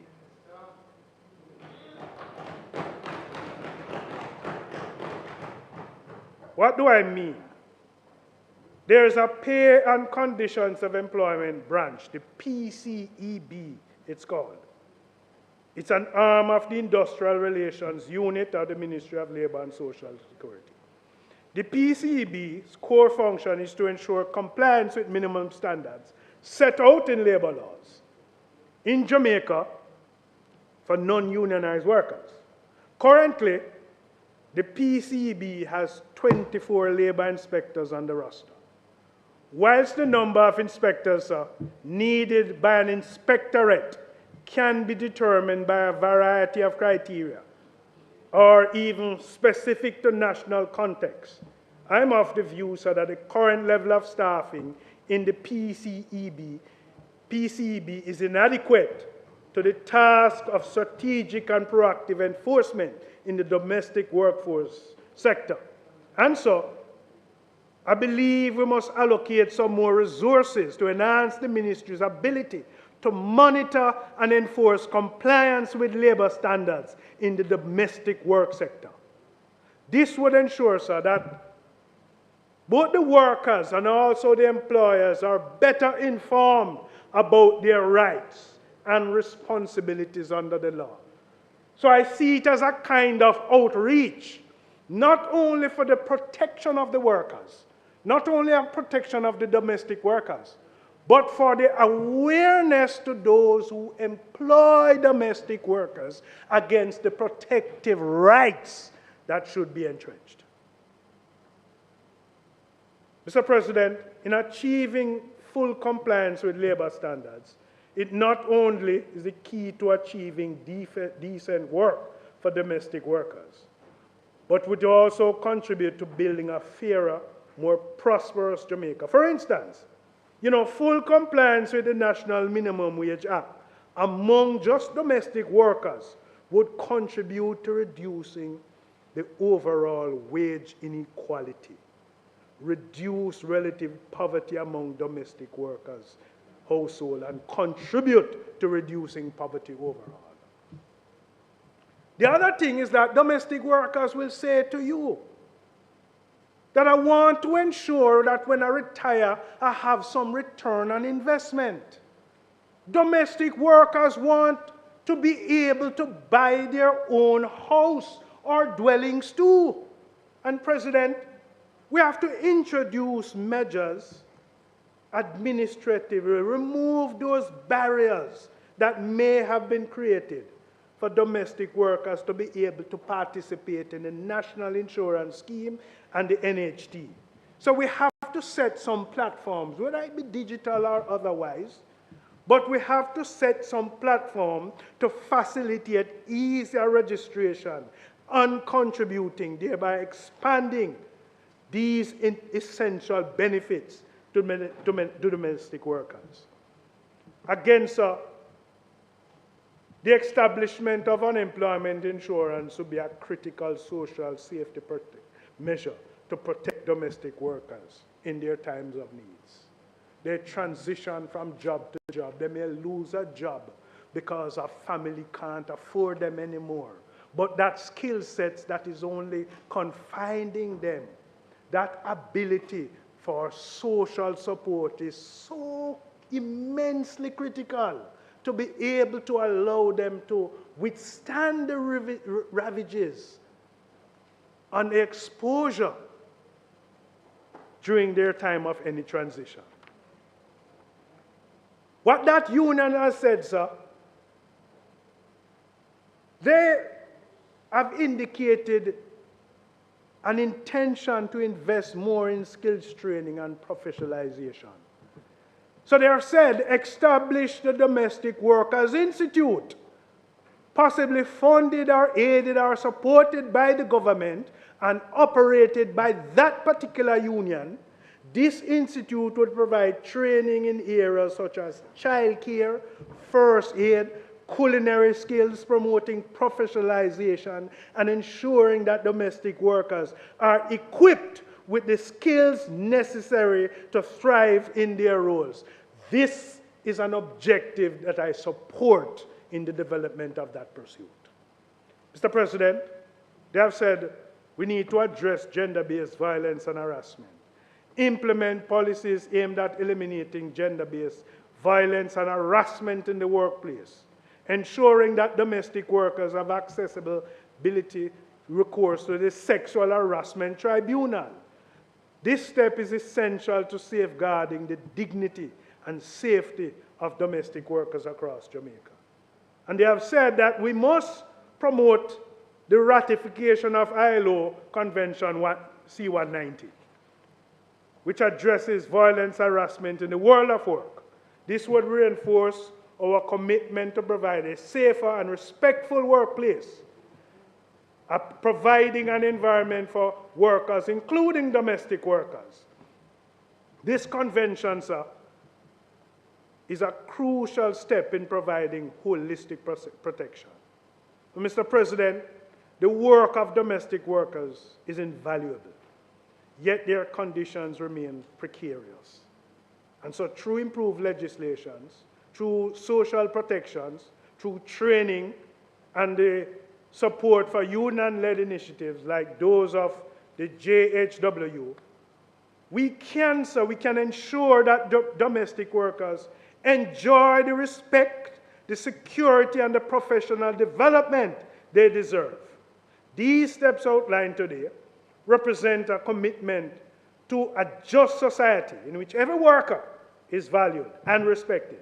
Let us turn the promise of our legal framework into tangible protections that enrich the lives of our domestic workers and, by extension, sir, strengthen our nation. Mr. President, in concluding my presentation today, moving Jamaica forward. President, as a trade unionist and as a senator, I stand firmly on the conviction that Jamaica's future rests in a collaborative, resilient, and fair approach to development.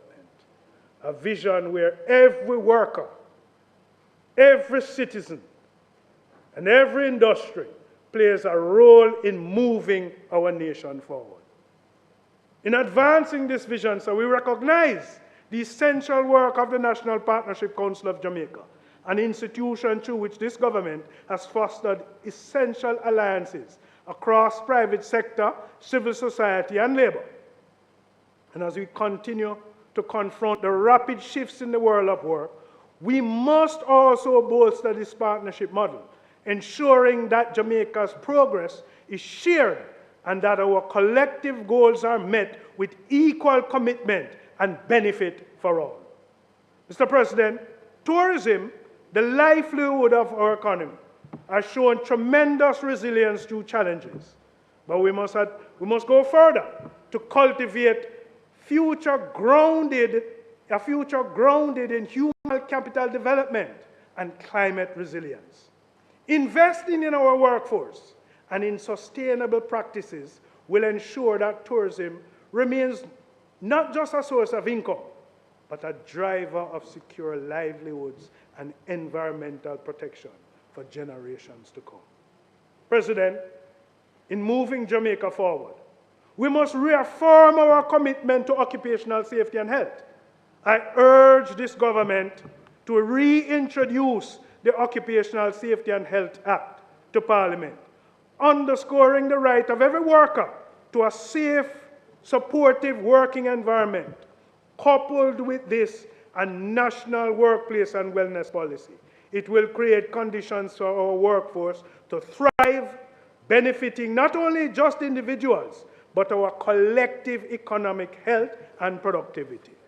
Moreover, sir, it is time, Mr. President, that we reject all forms of precarious employment and build a nation grounded in the principle of decent work.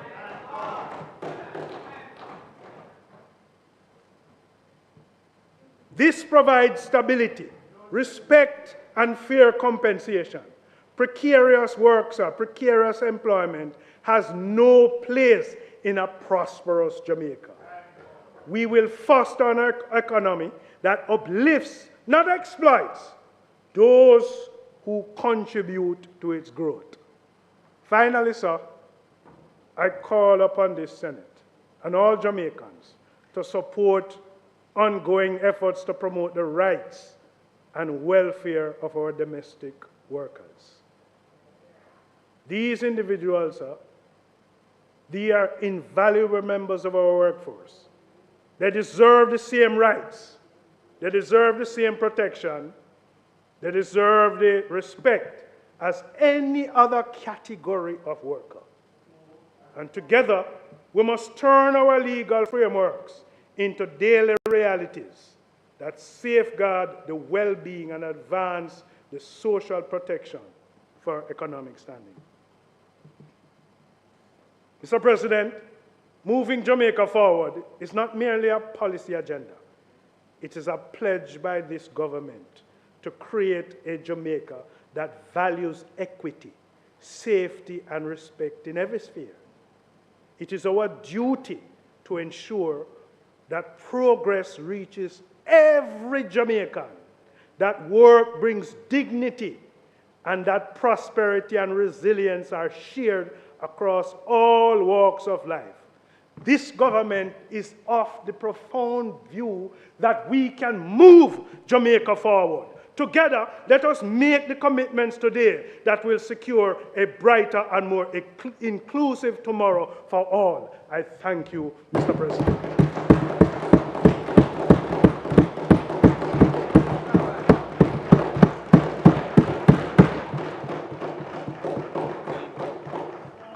And so,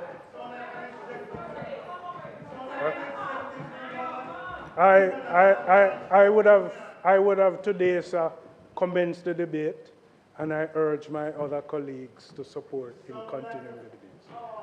And so I ask for a suspension of the debate for future. Thank you very much. Thank you very much, Senator President General. The question is that the State of the Nation. The executive, okay. The question is that the debate be suspended for a date to be agreed. Those in favor? Aye. Against? Ayes have it. Leader, just before you ask for the recommittal of the outstanding matter questions and answers thereto, we were joined by a number of students and teachers from the Avondale Preparatory and Kindergarten School on Retirement Road. So welcome to the Senate, and I hope that you would teachers stand because all of you look like students. Welcome. Welcome, you're always welcome here, and thank you very much for deciding to spend some time with us today. We certainly appreciate it, and thank you very much.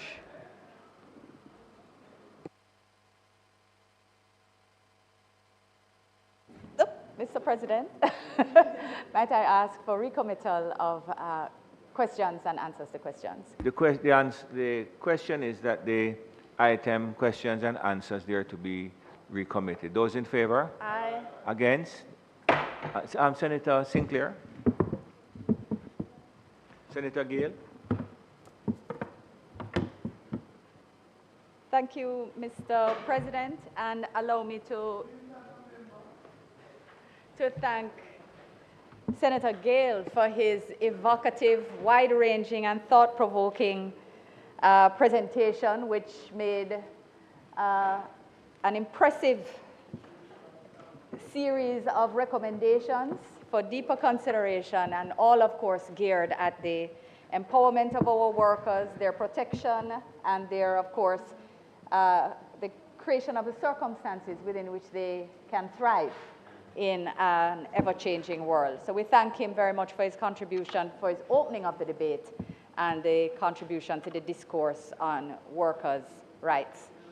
Mr. President, as I start to take the questions at number 3, standing in the name of Senator Frazer-Binns, I just wanted to place the answers in the context of 3 points to make them clear.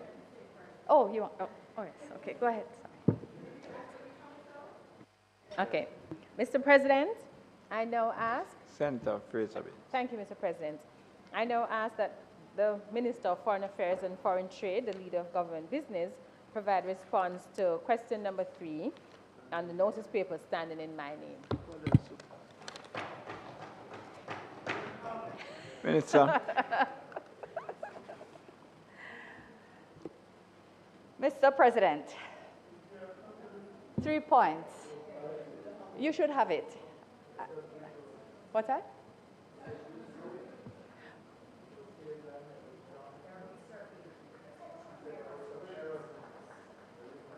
Really?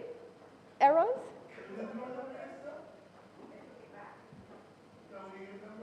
You will get them back, and there are no errors, although there is a sentence that I have inserted. I imagine, but I thought that that would be. What I will do, though, there is a question in which I've inserted a line, and that can be inserted in a PDF that I send by email after, and I'll point out where it is. But again, just to contextualize these answers, I wanted to make 3 points. One, that the phrase deep sea mining, because of the words that comprise it, it tends to give many people the impression or the understanding that we're discussing something that is taking place right now. But there is no deep sea mining authorized anywhere in the world. Deep sea mining, if and when it shall take place, is something that's also discussed in respect of the area. And the area is not simply anywhere that is a deep sea, per se. It's not simply somewhere that's offshore. It speaks to the deep sea bed and the ocean floor in geographically defined areas named in the UN Convention of the Law of the Sea, which are beyond the exclusive economic zone of any country. So they are in the Clarion-Clipperton zone, they are in the central Indian Ocean, they are in the mid-Atlantic ridge, and I believe there's another area. Again, these are places way beyond any national jurisdiction and beyond any economic exclusive zone. And so when people speak about this concept, it is not something that is near, and in fact, that's near to any country, and in fact, it is part of this that feeds into the concept, which was very hard fought for, that the deep seabed is the common heritage of mankind. And Jamaica, decades ago, led the fight for this common heritage of mankind principle to be maintained, and we continue to seek for its retention in the developing jurisprudence around deep sea mining. And the third thing that I want to say, Mr. President, is that Jamaica takes very seriously, our role as host of the International Seabed Authority. We are the only developing country to host an international organization, and therefore our role as host, the home of the UN Convention on the Law of the Sea, and as a member of the Council, the Executive Council, we take very seriously our role and the need for us to be balanced in our positions on this matter. So the first question, does the government of Jamaica have a policy or a position in relation to deep sea mining? And the answer, the government of Jamaica has adopted a position on deep sea mining grounded in the principles of the UN Convention on the Law of the Sea, we'll call it UNCLOS going forward, and shaped by developments as they have unfolded over time in meetings of the International Seabed Authority, which is headquartered in Kingston. If the answer to the above is yes, can the minister indicate what is the policy or position? And the position is as follows. The government of Jamaica, recognizing that the deep sea bed and its resources are the common heritage of humankind, is guided by the need to develop a robust regulatory regime that ensures the peaceful, equitable, and efficient use of these resources while also preserving and protecting the marine environment. Acknowledging the potential economic benefits as well as the potential environmental risks, Jamaica would only support exploitation in the area if comprehensive regulations and a strong environmental protection framework are in place. Jamaica is committed to developing balanced regulations aligned with the provisions of UNCLOS and maintains advocacy for science-based decision-making on matters concerning the protection of deep-sea ecosystems. As provided for by the UNCLOS, the government believes that properly regulated commercial exploitation in the area through public-private partnerships could be beneficial to and leveraged by small and developing nations like Jamaica to advance growth and development and to attain the SDGs, the Sustainable Development Goals.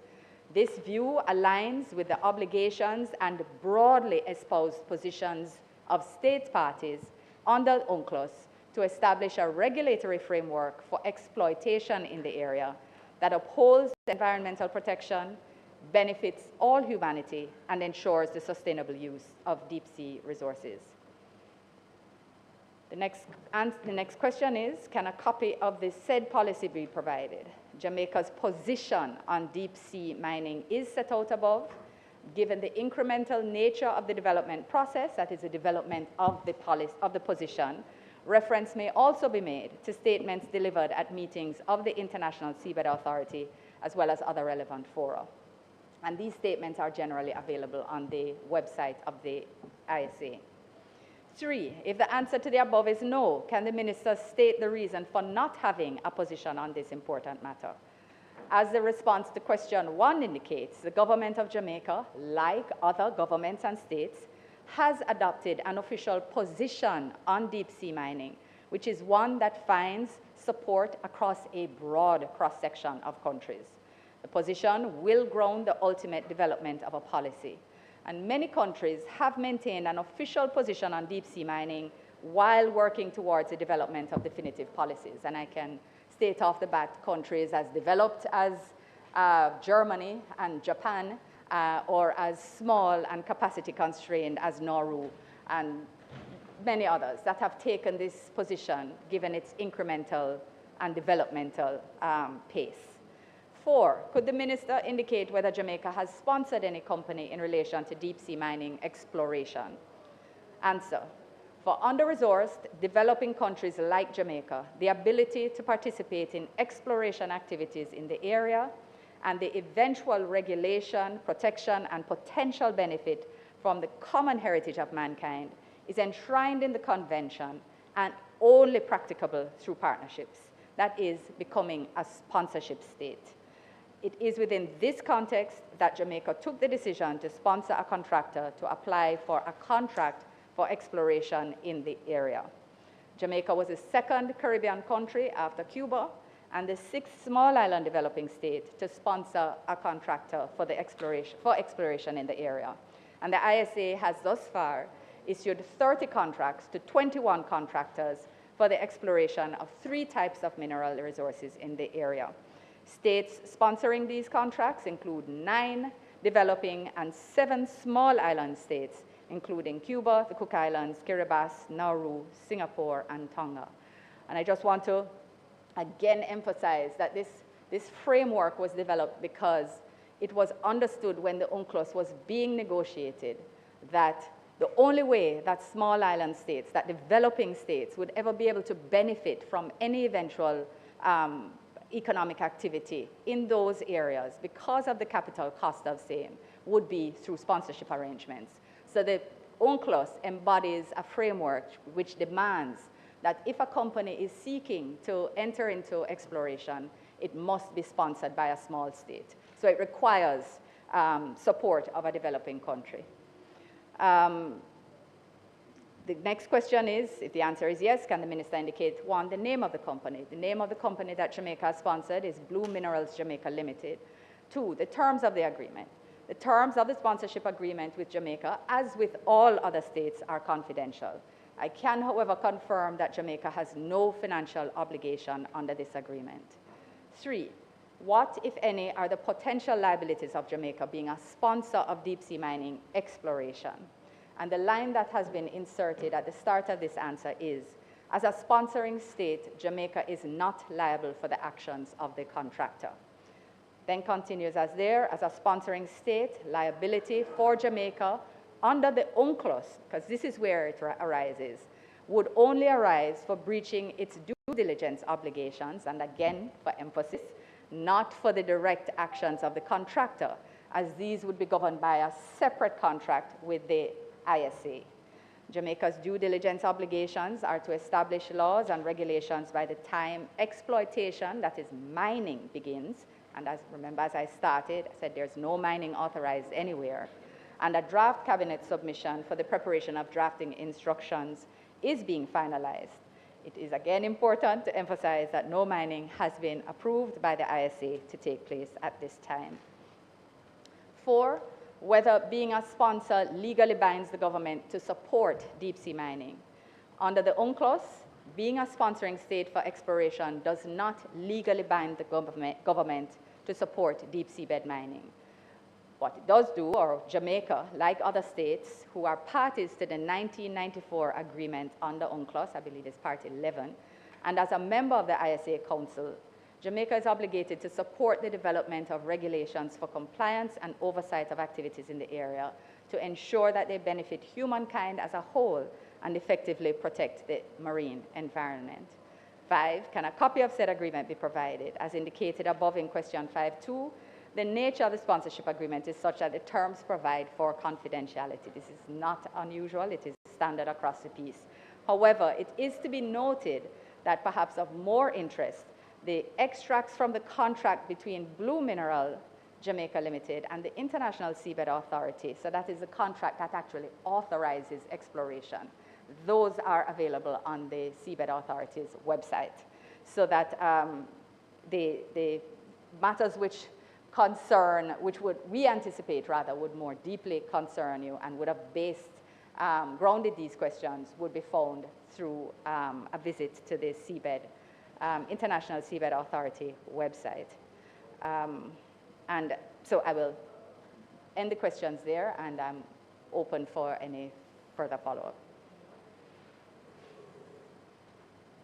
Mr. President. Senator Frazer-Binns. Thank you, Mr. President, and let me thank Minister for the answers that she has provided.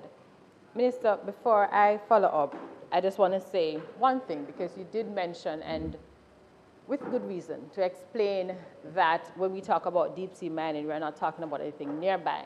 And we are agreed on that. However, as climate change has shown us, we can't consider anything to do with the environment, in this case with the oceans, in isolation. So although, for the purpose of deep-sea mining, it does not take place in any national territorial waters, the fact is that whatever the effects are, good or bad, that they will have the potential of affecting the entire world. So I just wanted to make that clear. So whereas we agree that it doesn't take place in our local waters, that we ought not to see it in isolation.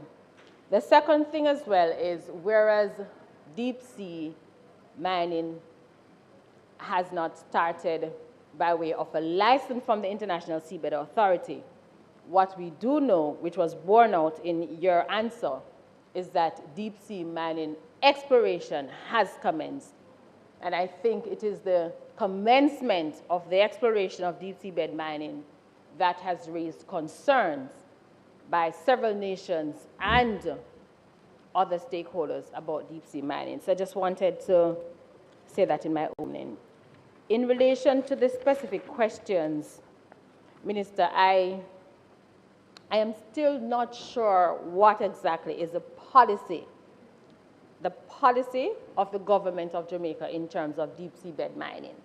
I have looked at question 1, I've looked at question 2, and I'm unclear. So I hope that perhaps for my benefit, and certainly for those who are listening, if you could just state expressly, in simple language, what is Jamaica's policy in terms of deep sea mining.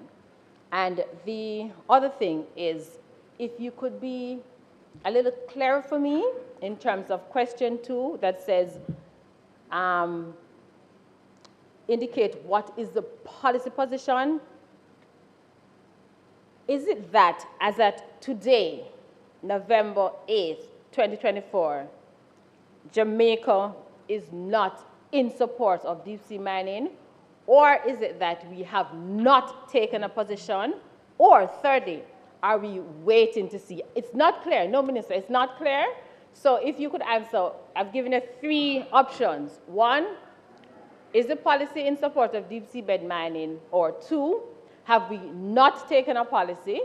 Or 3, are we waiting to see the results of the exploration that is taking place now before a decision is taken by the government of Jamaica in terms of deep seabed mining? I believe, Minister, those are the 2 questions in relation to questions 1 and 2. And for question 5, the terms of the agreement, you mentioned about having access from the ISA website for the agreement between the ISA and Blue Minerals. But that is not the agreement to which I spoke. I spoke specifically about the agreement between the government of Jamaica and Blue Minerals. And I can appreciate that there may be some things that are confidential in it. I will appreciate that. But at the same time, Minister, I hope you'll also understand that this is such a new area which has a lot of attention. And as such, people want to know what is it that Jamaica has signed on to. You have stated that we have no liability, but we still would like to see the content of that. For example, we now know that Blue Minerals Jamaica has transferred its shares to a Swiss company. Is that something that was provided in the contract? We don't know. Is there a breach of the contract? We do not know. So these are some of the things that I think are of concern to us as Jamaicans. And even if you're not able to answer now, I certainly would want us to ventilate the issue a little bit more, Minister, because the truth is we are guided by uncles. But what we do know is that a decision has not been made for deep sea mining because the regulations and the rules that govern deep seabed mining have not been finalized as yet. And so that hasn't started.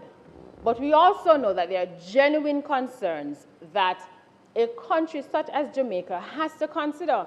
And Minister, let me be clear. I completely understand why any country would want to sponsor because of the benefits. But the question then is, do the benefits outweigh the potential danger that science has shown that can occur? And I'm hoping, Minister, it's not on my question, but I'm hoping that if the position of the government is that we have not taken a definitive decision on deep seabed mining, that if and when that decision is made, that there'll be consultation. You spoke in your response about the cabinet submission and the draft legislation pursuant to being a sponsoring state. And Minister, for something that touches and concerns all of us, I'm hoping that there'll be consultation with all stakeholders, including the opposition for the time being. Because make no joke, Minister, that when we become government, we will consult with that side as to whether we will support deep sea mining or not, because that is what's about. Issues of the environment must be consultative and, as Kavon said, inclusive. Thank you, Madam.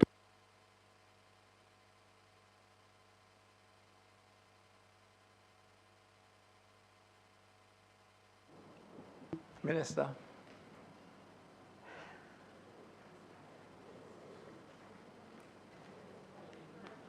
Okay, so it's exactly what I explained to you about the line having been inserted on liability, to make it clear that we are not, that's what's there. And I think there may have been an S of obligation in a paragraph if the opposition wants to make a point of having been deprived of that in the first place. Let me start at the point that my understanding of a policy is a published document approved by Cabinet after a parliamentary process which includes the development of a green paper and a white paper, which also embodies a broader consultative process, that is what a policy is. That document does not exist in respect of deep sea mining. As explained, there is an iterative a role or process that has been taking place. This is something that only now that exploration exists, and yes, I was clear. I thought I was clear on that on the point, clearly not. Exploitation does not exist, but exploration under a mining code exists. There are regulations which exist that guide exploration. So that there is currently a protective mechanism that exists in respect of exploration. And this, therefore, distinctly distinguishes it from mining or exploitation, which is the negotiation process in respect of regulations for which are underway. So the sponsorship arrangement, well, no, let me go back to policy. Let me not move out, but the issues are deeply interconnected. Jamaica has taken a position, and the position has developed over time, which is why and I've stated what the position is. The position is not something that can be said in a sentence. It says that essentially we believe that the commercial benefit of exploitation should be and can be leveraged by small island states like Jamaica when and if an appropriate and environmentally sound, scientifically based regulatory framework is in place. So we believe in science-based decision making. We believe in ensuring that there is a strong environmentally sound protective framework within the, under the UNCLOS in place prior to or in order for mining to take place. That is our position. It is stated in the manner in which it is stated because these matters are extremely technical and the discussions and negotiations that continue in the Seabed Authority, in Council every year, that these continue to be in place. Now, the fact is that much of the discourse, well, actually, let me not go too far out of that. So are you clear now on the distinction that I'm making between a policy and a position? Which is why I presumed you had phrased your question in that way, which is to ask whether there's a policy or a position. So I said we don't have a policy because that follows a particular process. But I just explained the position to you. So that's now, I think, should be clear.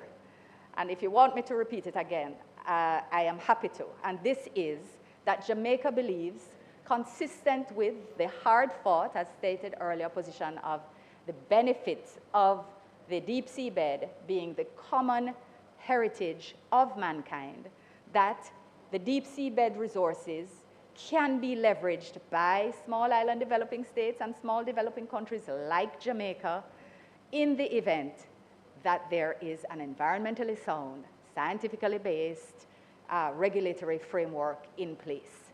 And that's what we believe.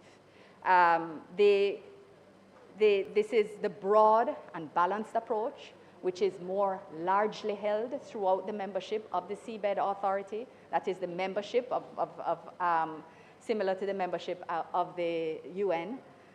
And it's, as I said earlier, consistent with our position as host of the seabed, which is one that we think it is only appropriate to take a balanced position within.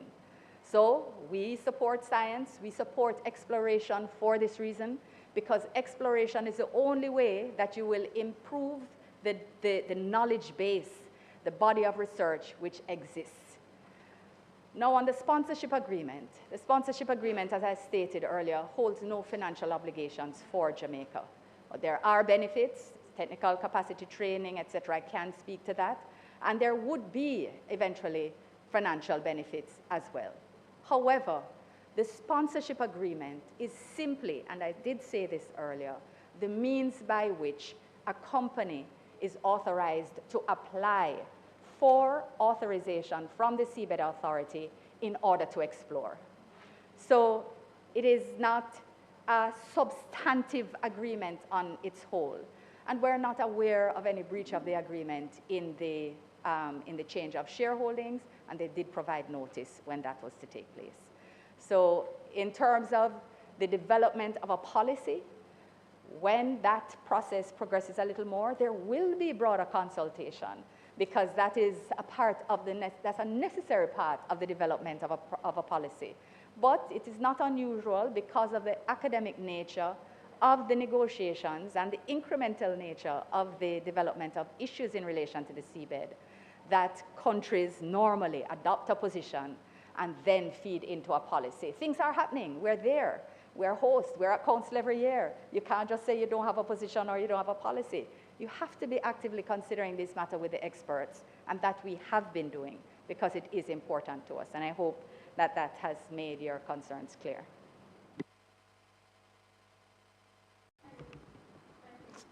Thank you so much. Thank you, Mr. President. Thank you so much, Minister, for that clarification. So we are then clear that Jamaica has not taken a position to say that it is in support of deep sea mining or that it is against deep sea mining. Oh, actually, I am, Minister. I'm just trying to understand what you have said. And the question I'm saying to you, Minister, is, no, Minister, I don't need to do that. Minister. The question is. No, but sorry.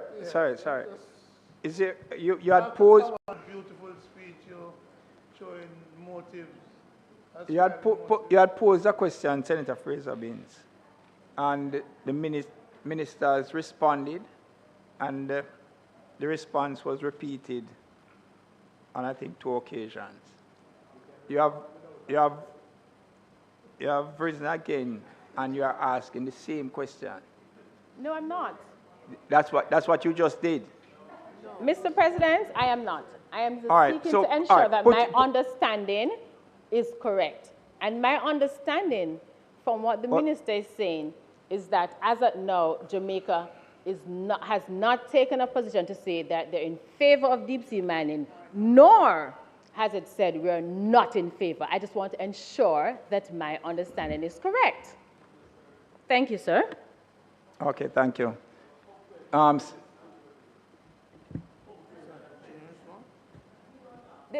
Your understanding is not correct. Okay, Senator Lambert Brown. Senator Brown. Yeah. President, I understand that we have no obligations as a country arising from the sponsorship. But could the minister indicate to us whether or not the arrangement with the company, is it Blue Minerals Jamaica Limited, was it the result of an unsolicited bid by them, or there was an open bidding in which a number of companies sought our sponsorship? So it goes to the issue of the procurement method. And the Jamaican people would certainly wish to know whether or not in that agreement with Blue Minerals, whether or not from the fruits of their exploration, we are guaranteed a percentage of profit, of revenue. How do we benefit? Because you said benefits could flow to us, but how do we benefit? Is there a monetary benefit? Because having seen the deal with the airports authority, Norman Manley Airport. Is this a benefit that will flow from us? What's the timeline from which benefit will flow? Is that part of the agreement that you could share with the Jamaican people in whose name you have acted? That is, the government has acted.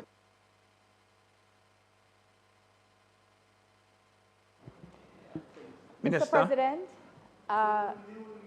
this is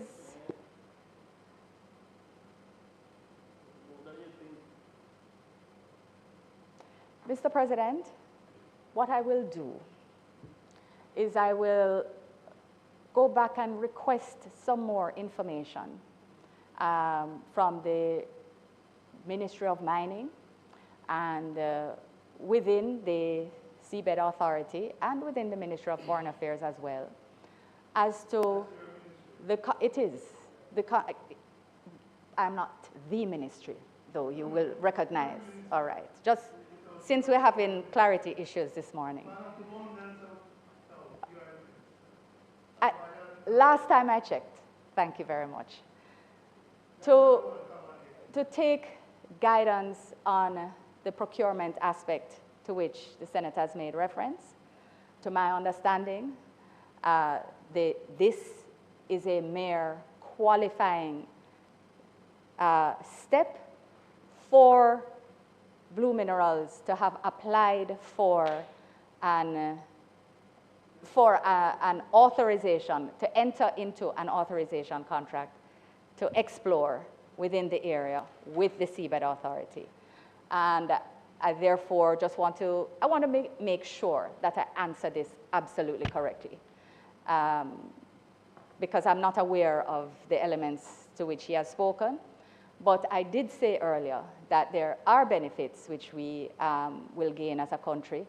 I did state quite clearly as well that the contract is confidential, but I have given as much as I am able to do within this context to say that there will be benefits in respect of training, capacity building, and ultimately, eventually, potentially, if mining takes place, then there will be financial benefits as well. It is not a contract for mining, and therefore, I think that is as much as I can say without placing the country in breach, which is what they seem to want me to do.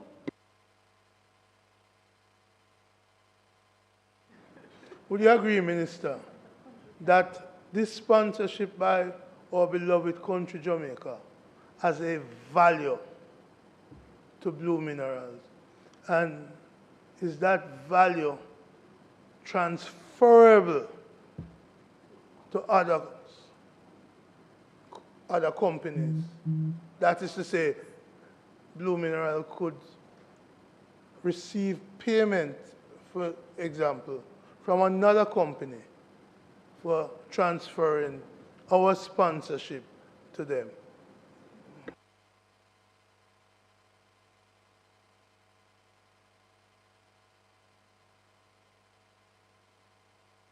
Well, you're addressing respect to whether I don't understand that question, Mr. President. Perhaps you might want to reframe. I don't understand it as it stands. Just to be clear, my question is, if there is a contract between us and Blue Minerals, is that contract beneficial to Blue Minerals? And secondly, that benefit to Blue Minerals, is it transferable that they could earn money